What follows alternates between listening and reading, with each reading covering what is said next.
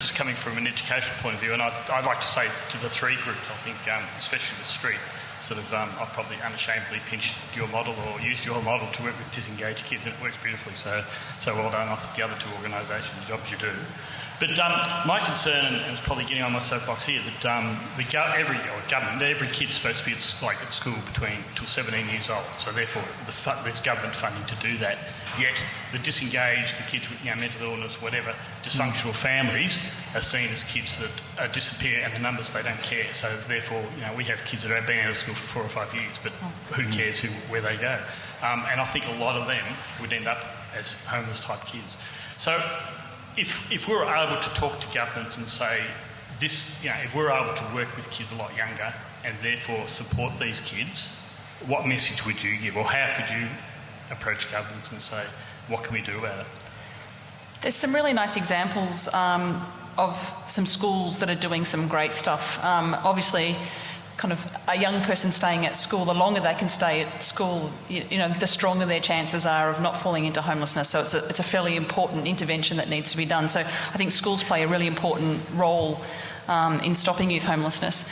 And to give you an example, we work with a number of community colleges here in Melbourne, and so young people who might have been kicked out of a whole bunch of other schools and at the community college, and the community college often is doing some vocational training, so it's less academic.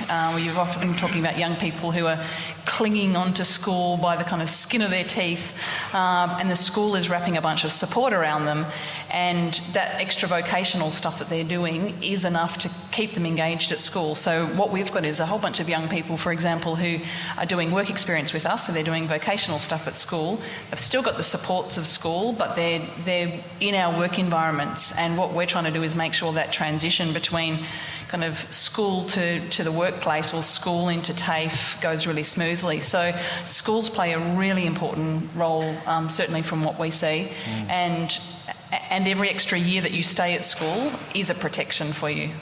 I think that the base there is the sort of the stories about things that work, which is what you're really talking about there, Rebecca, I think, because I think when I worked in government in homelessness policy for 4 years before I came to Homeground, and there's a lot of people coming up and sort of talking about how bad things are, and I think that's interesting and important. But the bigger challenge is to sort of propose solutions, and solutions that can be taken up to scale as well. Because often what we do as a community sector too is talk about small scale solutions. So I think that's an important way to talk to government. But I've been taken aback and surprised very much by the policies that have come through this budget. I hadn't known those sort of things were coming. And I think if you talk to most of the bureaucrats in state and federal policy making, they would be shocked as well. That's not where people are in their heads. So this is quite left field, this stuff. I think that there's organisations like, given it's quite topical, but like Street, who are wonderfully so filling that void at times about kids that are leaving school and falling through the gaps, about retraining and vocational training, etc. But I think your question was more about early intervention and getting kids and capturing kids before they've made that sort of decision. I don't think there's enough early intervention work that's happening in the lower years of high school. So we always seem to have kids that have got this idea of what's going to happen if they do leave school, and it just doesn't match with the truth. So I suppose it's about getting an education program in schools that talks not the horror stories, not the stories about if you leave school this will happen to you, but there is sort of a notion out there that almost that it's not going to be as difficult. Kids that are leaving school at 13 or 14 said, I've got to wait 2 years but then I can get a job. Those decisions are poor, and I think they could be probably circumvented better by educating kids about what's really going to happen once they do walk out that door. We might invite Sally Webster, one of our VU lecturers, to the microphone. Thanks, Graham. Welcome, Sally. Welcome. Thank you, everyone, for coming. And yes, I'm Sally Webster from Victoria University, and I've got another budget question, so sorry about that. But you were talking about, from the budget perspective and the New Start, the impact, the measures that impact on New Start and those ones, and youth allowance. And you were talking about, I got a sense it was about the current situation and, you know, for what's happening now. I think, like most people, I'm in complete disbelief of this budget. I've actually worked on, in the Federal Public Service on some budgets, so I know how they operate, and I do know people who've worked on this one who are in the same view as most of us. As a university lecturer, though, I see a number of students that are still on that precipice, and some of them fall out. So you're talking about the measures that impacted on your clients, but I'm concerned that a lot of the other measures are going to impact and create a much larger pool for you. My concern, I know the budget was only Tuesday night. Have you done any projections, though, on how this is going to increase your workload and even the people that you're servicing, like, you know, the people that are going to be homeless now? Because I'm getting a sense it's going to go from many ages. Heather, you're nodding your head, so you can have first crack at that. There has been a story just in the Australian today, which says that the New Start 6-month arrangements won't apply to young people who are homeless. So that's interesting. But I think the bigger issue is the one you describe, which is how many people will be put under the sort of pressure that makes it untenable, and they'll be in homelessness. That's the big issue. And I think administratively, trying to sort of say, well, someone's homeless so they can get New Start. I mean, that's just a whole minefield of the forms. Imagine the forms. You know, so I think, you know, obviously there's a little bit of backpedaling going on there, as there ought to be. And I suppose, you know, if everyone thinks that's a bad idea, they should be expressing that to people, because I think there seems to be a little bit of give there, which we should push. Yeah. But sorry, you're right. It's how many people get produced into homelessness. This will do. And I guess to follow up from the other gentleman's question too, I know not everyone answered my question just before, but also New Zealand, I understand, has got the month off. Yeah. So our federal government's suggesting 6 months, or trying to impose 6 months off allowances, whereas New Zealand's already got 1 month. Has there been any? Sorry, I'm an academic. Any research into what New Zealand's done and the impact there? Not that I know. I don't know. What it reminds me of is the asylum seeker predicament, though. We do know about asylum seekers and not having any income in the community, and, you know, we know how many people, you know, at one stage we were seeing 5 new people a day at our Collingwood office. You know, I mean, people, and all we could do is 2 weeks in a rooming house or a motel. That's it. You know, so... The thing that I guess concerns me is that we're already talking about really high unemployment levels as well, so that there's already a kind of a bunch of stresses in the system. If you've got, I'm just, you know, thinking about youth unemployment being double the average unemployment for adult unemployment in the city, in the country, but you've just got these hot spots, and they're the hot spots where lots and lots of barriers are kind of at any time. So, you know, in Hume, I think it is, here in Victoria, you know, we've got youth unemployment sitting at 17%, or over 17%. So you've just got these hot spots where you just think, how much can these communities bear? So this is just one more stress in what you were saying. Just, you know, they're already down. You know, how much more can you go down? Hey guys, I'm Duncan.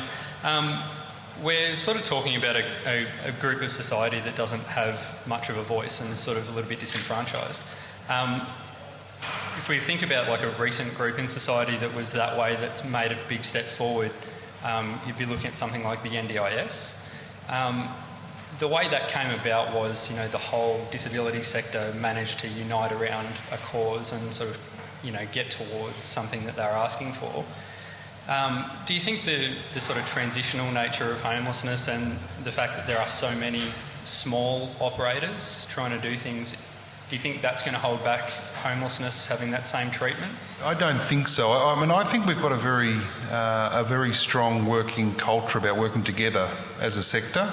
There isn't certainly on the coalface, there's no competitiveness about who's doing what. Surely there's competitive tender processes with new projects and programs, but on the ground we work very, very closely together. I just don't think our Australian community have seen homelessness as an attractive issue to get behind. I don't feel it. I mean, you know, so many people come to me and say, "Oh, I love the work you do. I'd love to volunteer with it," but I never actually see any of them do it. You know, I'm talking about my mates and my family and my brothers. You know, everyone's thinking, "I'd love to go and help the young homeless people in Melbourne," but no one takes that step. Now, I don't think it's the same drive that happened behind the disappointment and disregard that the disability services were in.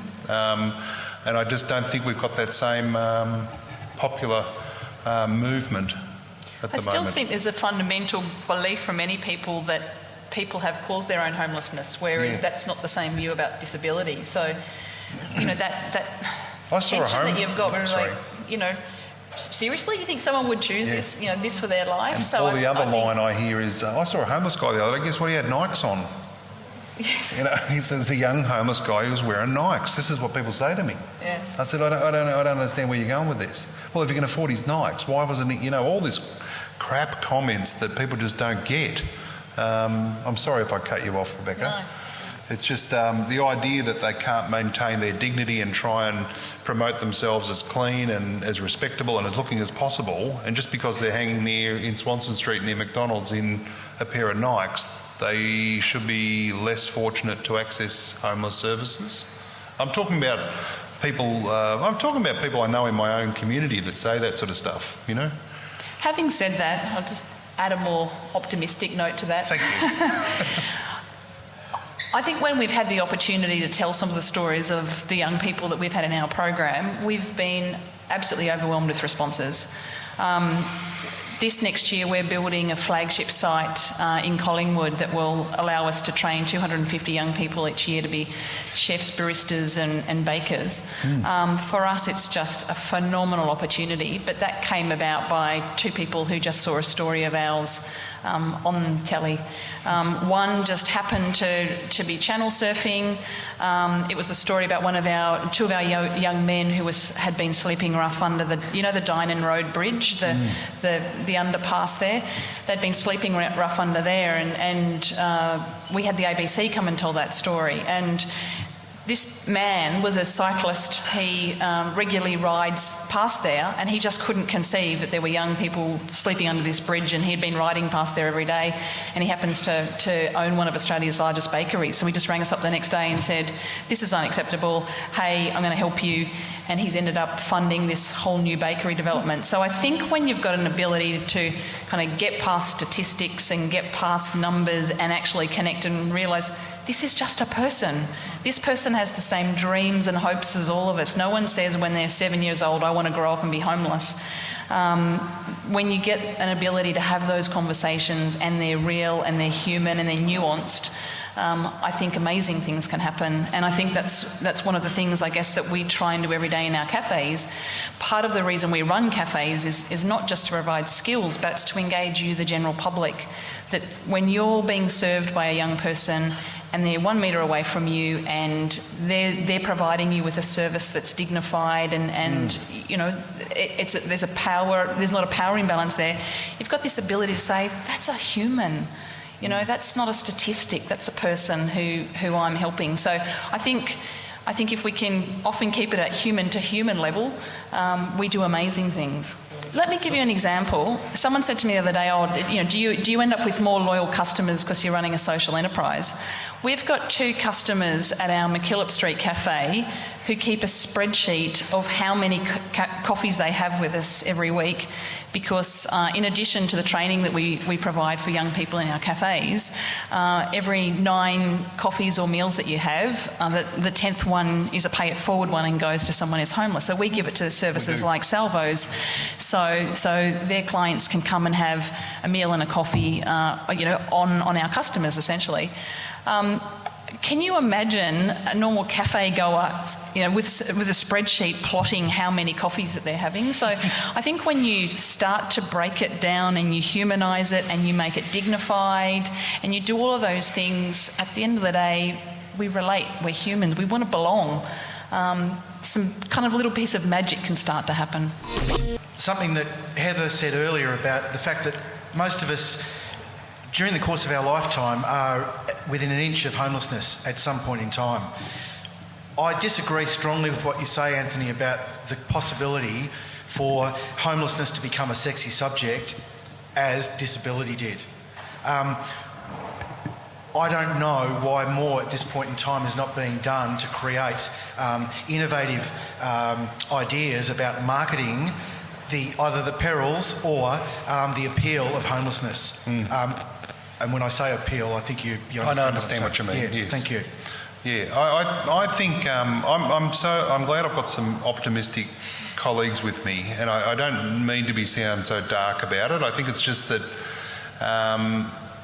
There's strange things that happened to me on the way home on a Friday night, and I don't know why I'm telling you, because I don't normally tell anyone this, but I'm thinking to myself, I listen to the radio. There's a sports show I listen to, which is pre-football sort of talk, and I hear these people ring up the radio station, and they're outraged, and they're saying this has got to stop, and I will not give up, and I will not stop fighting until it stops.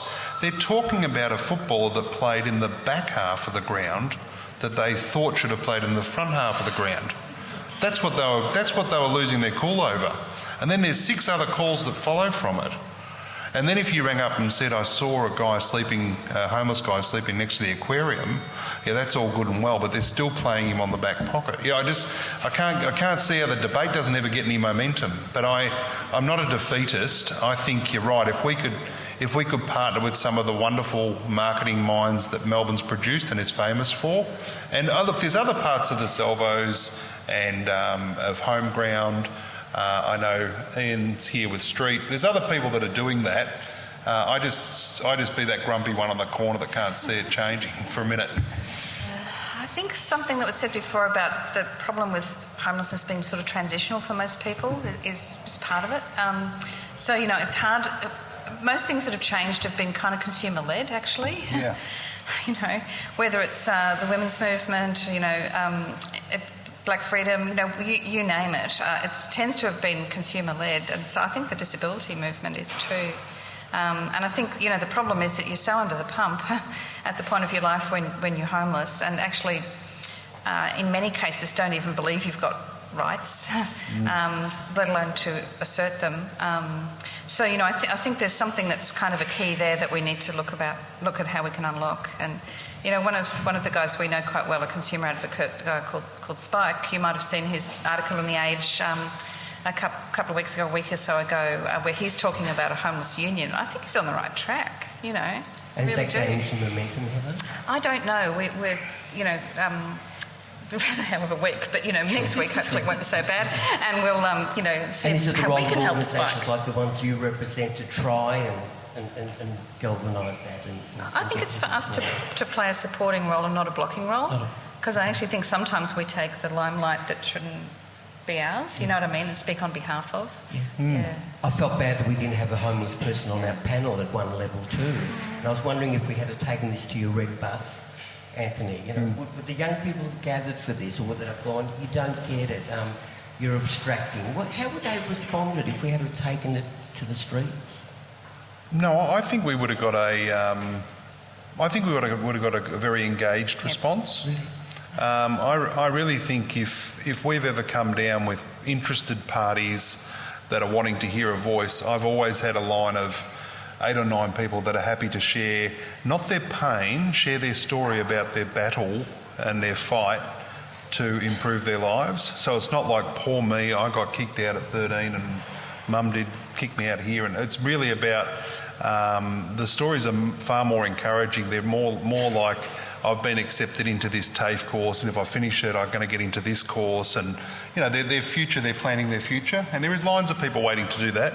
There's a couple of younger, annoying homeless guys that somehow get an American accent. So some of them they go, now what's been up to you? Yo, I don't know, man. And I don't know where that comes from. But I thought it was you, teacher. No, and if I try and turn my cap backwards, they just think I'm an idiot. So. We had one of our young men turn up yesterday with a bit of a gangster thing happening. Yeah. Rebecca, tell me the most moving story that you've had at a very personal level with a young homeless person that just turned your day, year, life around? It's one that still didn't ever resolve itself within Street. There was a young man who started class with us with the rest of his class, and because of his drug addiction, he started using again and dropped out of our program.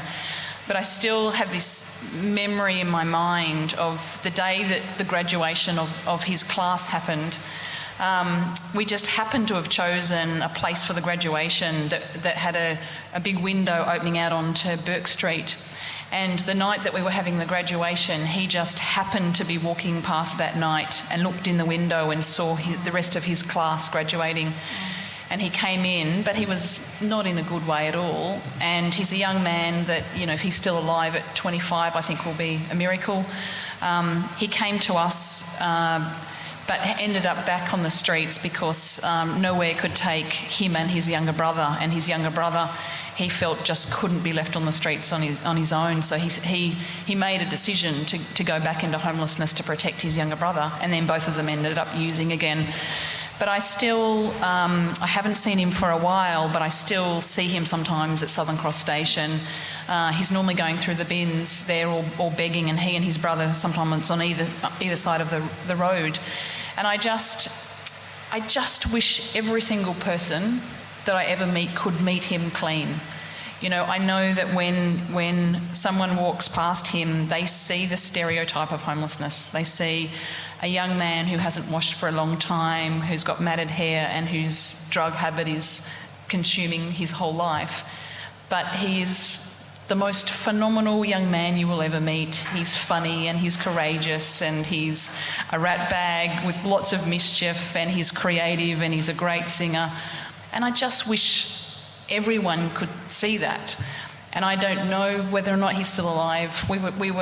I'm struck by the fact that we started our conversations over here talking about people who had died recently. So, you know, this person's just died recently, and have you heard about this one dying recently? It's a terminal diagnosis to be homeless in this country. You know, the average life expectancy of someone of us is 87 years old. If you're terminally homeless, it's about 42 years. So to be on the streets is just such a life-threatening thing to have. So I guess for me, I still have that memory of that young man and what he was like the day he walked into our program. But still the distance from what I see on the street still, and that's heartbreaking that we couldn't help him. Would you please thank Rebecca Scott, Heather Holt, Anthony McAvoy. This has been Recovery Westwood Street in Home Ground and the Salvation Army. It's been an exquisite pleasure.